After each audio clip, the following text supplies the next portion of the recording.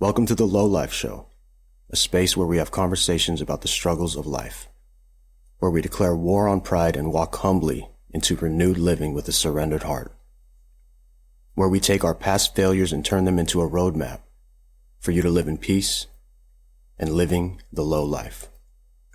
Whether you're working through personal struggles or simply seeking a fresh perspective, this podcast will inspire and equip you to live low and let God lift you up.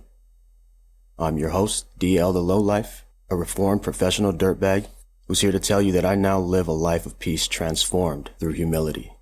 Join me. Let's get low. Welcome to the lowLIFE, you lowLIFE. Welcome to the lowLIFE, you lowLIFE.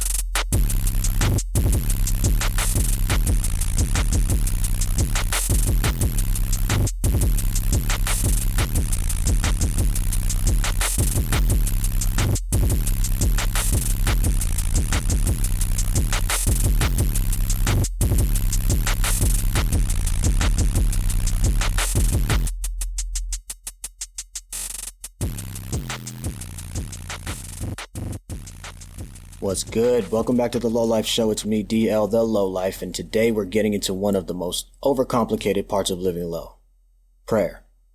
Now, if you're anything like me, you've probably had the wrong ideas about prayer at some point in your life. Maybe thinking you had to have the right words, the perfect life, maybe even the perfect pitch or volume. Here's the truth. God doesn't care about any of that. Prayer is about the relationship with you talking to your Father. It's about being real with Him and letting Him shape your heart. It's about wanting His input in all things and just wanting Him around. So let's get into it. How to get low and shake off the pressure through prayer, and how to let Him do all the heavy lifting.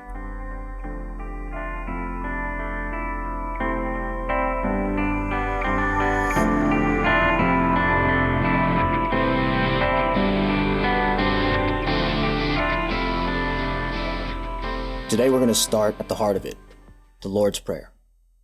Jesus, at the request of His disciples, He left us a master class on prayer in Matthew 6. He starts with calling out hypocrites, people who love to pray in public just to show everyone how holy they are. Then He says, when you pray, go into your room, close the door, and pray to your Father. That right there is humility. But He follows that with the Lord's Prayer, and I know most of you can recite it in your sleep, but I wonder how many have looked into it. Really dove into it, looked at the intent and action behind the words. If you have, it's a refresher. If you haven't, you're in for a treat. Let's break it down. It starts with, Our Father in heaven, hallowed be your name. This is the beginning of setting your posture. It sets the direction, it sets the beginning, and it sets the tone for the rest of your prayer. It acknowledges God as the Father. It acknowledges where He resides, it points your heart to Him, and it shows you how you should revere Him. It places Him above all things in your heart. Hallowed be your name. Your name is greater than mine. You're in heaven, so you are above me, physically, powerfully, and you're our Father, so I am just but a lowly child. The next part is your kingdom come, your will be done. This sets expectation. I know a lot of times, myself included, we walk into prayer with an expectation that He's going to give us what we ask for. Though that is true, it does say it in the scripture, where two or more are gathered and agree here on earth, Father in heaven will grant it. But here, your kingdom come, your will be done. It's showing us even more. It's asking for a heavenly environment. It's asking for His kingdom. And then it's expecting His will to be done. Not just expecting it, but declaring it.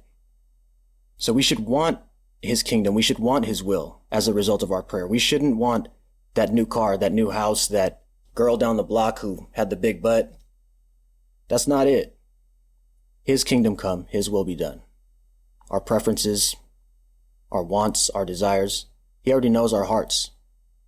So when we come into prayer and we're asking and asking and asking, no care whatsoever about His will that could contribute to the result of the prayer, what it is you feel like is answered and not answered.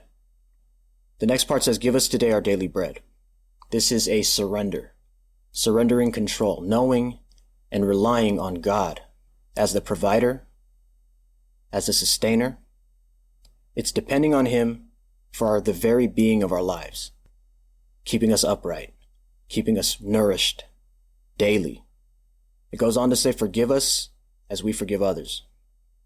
This is honesty. This is humility. This is showing that you know you're a sinner, that you know you need forgiveness, that you know you're not perfect, and that you are willing and able and currently acting in a way that is pleasing to Him. You're surrendered and you are forgiving others that offend you.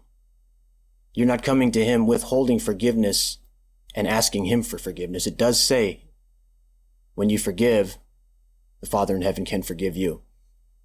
It's humbly asking Him for forgiveness and reminding us that we shouldn't expect any more than we give as well. If we're unwilling to forgive, we shouldn't really be expecting Him to forgive us. Then it says, lead us not into temptation, but deliver us from evil. This right here is the one. This is calling on God to save us. This is humbling ourselves again, taking another low posture, one of a damsel in distress. It shows Him we know we can't save ourselves. We know we can't do it on our own. Deliver us from evil. Then we move on to our second parable, the persistent widow, in Luke 18.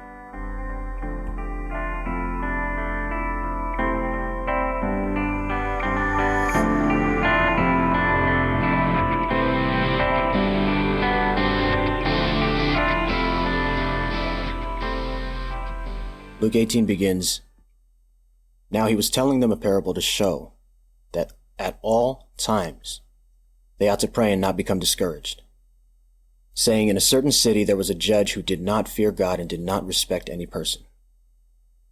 Now there was a widow in that city, and she kept coming to him, saying, give me justice against my opponent. For a while he was unwilling, but later he said to himself, even though I do not fear God nor respect any person, yet because this widow is bothering me, I will give her justice. Otherwise, by continually coming, she will wear me out. And the Lord said, listen to what the unrighteous judge said. Now, will God not bring about justice for His elect who cry out to Him day and night? And will He delay long for them? I tell you that He will bring about justice for them quickly. However, when the Son of Man comes, will He find faith on the earth? Jesus tells this story of the widow who keeps asking for an unjust judge for justice. Even though the judge doesn't care about people, doesn't care about God, has zero fear or respect for anyone or anything, eventually he gives in because of her persistence. This is the Thessalonians' call to pray continually. This is pray without ceasing. This is praying at all times. The lesson is it takes humility. Humility in prayer means recognizing that we're powerless without God and coming to Him persistently, trusting that He hears us, can eventually lead to that breakthrough. It's not about demanding answers. It's about staying connected to Him in faith, even when the answers seem delayed. Now remember, this widow was seeking justice. Again, she wasn't seeking earthly, worldly pleasures, desires. She wanted justice, and we serve a just God. So don't be discouraged. Just continue to pray. Ask yourself every time in prayer, if you find yourself in a situation where you have an unanswered prayer, ask yourself about what it is that you wanted, what's your goal, your motive, your intention, your posture. Sometimes pride could be sneaky in there and make it look like you're doing all the righteous things while blinding you to what is really wrong in your posture.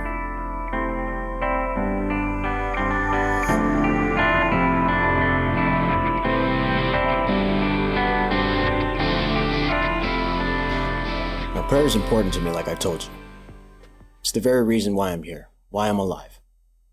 Through all of my life unraveling in my downward spiral, I didn't know it at the time, but I had people praying for me, praying fervently, praying with passion, praying with faith and belief and a want to see another son back in the kingdom, to see a life saved, to see God's love transform. I didn't see that fully culminated until one day I was in a prayer room. It was the very first time I'd ever gone there. Prior to this, I was sitting on a couch wanting to kill myself. What I did that day was surrender. What I did that day was trust. What I did that day was something that I'd never done in my life. I've always been I'd rather die on my feet than live on my knees kind of guy. I had always used prayer as a fire extinguisher, only in crisis, only to get my way. Like I was Aladdin and God was the genie. Prayer was my lamp. After the surrender that day where I ended up on my knees, giving everything to God, that's when my prayer life was set on fire. What really cemented the way that I feel about it, the way that I participate in it, the way that I seek after Him in prayer. It happened one day, maybe about a month or two after that time in the prayer room when I hit my knees. I was sitting in a prayer meeting, and I remember as someone else was praying, I felt overcome with this question God was tugging on me about, asking me, do they want me? Or do they just want what I can do for them? It was impactful because I didn't even question that myself when I would pray. Granted, I felt as though I was unworthy to ask for prayers for myself, but I always had faith to pray for other people. It just felt good because I knew that prayer is what brought me. Prayers would save me. I had the attitude of, God, if you could do it for me, I would love for you to do it for them, because I know you can. Anyways, as days and weeks went on, I found myself deep in study. I went through every prayer in the Bible. I digested other resources, books written by other authors with their revelations of prayer, what they've learned from their studies. I combined all that knowledge. I sat and I listened, and I was discipled by prayers of others in the prayer meetings that I attended. This is what I've learned. Prayer is not designed for us to bend God to our wills or to get us what we want. Its sole purpose is to show us, to teach us, to give us the opportunity to align to His will. It's a gift to help ease us into it, but we use it like we're saying, instead of your kingdom come, your will be done, we're saying, God, our kingdom come, our will be done. Also, thank you. This has informed how I pray now. I expect that His will is going to be done, and I have faith and confidence knowing that being aligned to Him, He can, if He wants to, if it pleases Him, as it says in the Psalm, He can do what I ask and a lot more. I encourage each of you to look into every prayer prayed in the Bible. See how many are trying to get God to do what they want. See where their heart's intention is. See what their posture truly is. See where God's alignment and His will are. You'll find that it's not going to be asking about the Cadillac down the street. See what they actually consist of, the elements. Jesus Himself only ever prayed once to ask for His want, and even then He still prayed God's will, not His. This was in Gethsemane. Even as He was in pain to the point of sweating blood, He knew that His wants were secondary to the Father's will.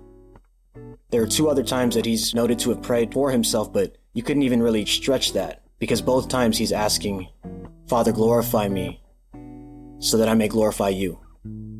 The be-all and the end-all here is His intention, His goal, His ambition. Everything resides in God's will.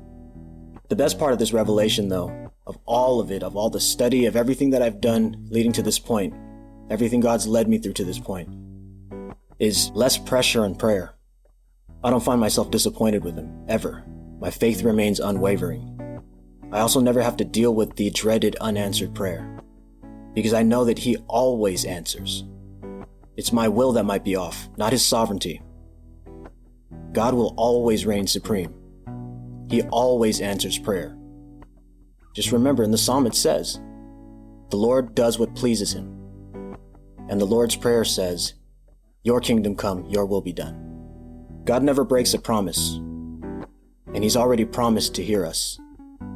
By Jesus ascending, we have the high priest up there who can mediate, who instructs us that we can approach the throne of grace confident that we will be heard. So how is this applied?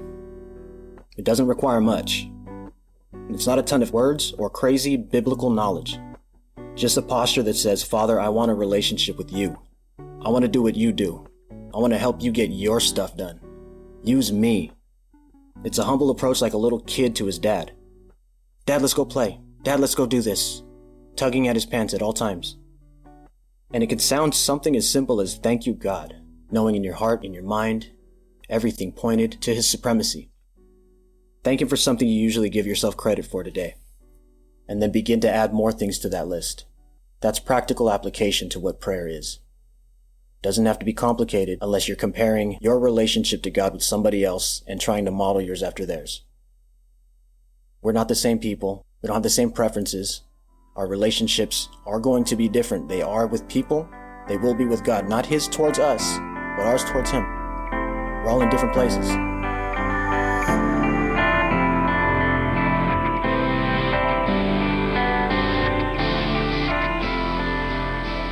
Now our Pause for the Cause weekly challenge.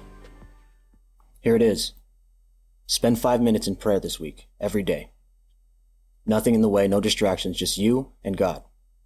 And then sit and ponder on the Lord's Prayer in those 5 minutes. Offer up to Him what's going on in your heart. Let Him know what you're thinking, what you're wanting, what you're desiring, but then invite Him into guiding you into learning what's on His heart. And write down whatever He might reveal. Thank you for hanging out today. Remember, prayer is the backbone of living low. It's your superpower. It's where you connect with God and let Him do the work in your heart. This is what gets you aligned to His will. This is what gets you everything that you really need and reminds you of the things that you don't need, even though you want them. Let's pray.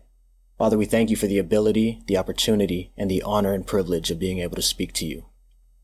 Thank You that You are a God that hears. We thank You that You supply our every need. Humble us this week as we learn more and more how to grow steps and steps and steps closer to You, and how to seek after You and want Your will more than our own. Bless the listener. Continue to help them grow. In Your mighty, mighty name, amen. Next week, we're talking about position.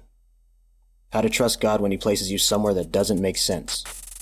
Until then, stay low, stay blessed, and stay ready for the next episode of The Low Life Show. Peace.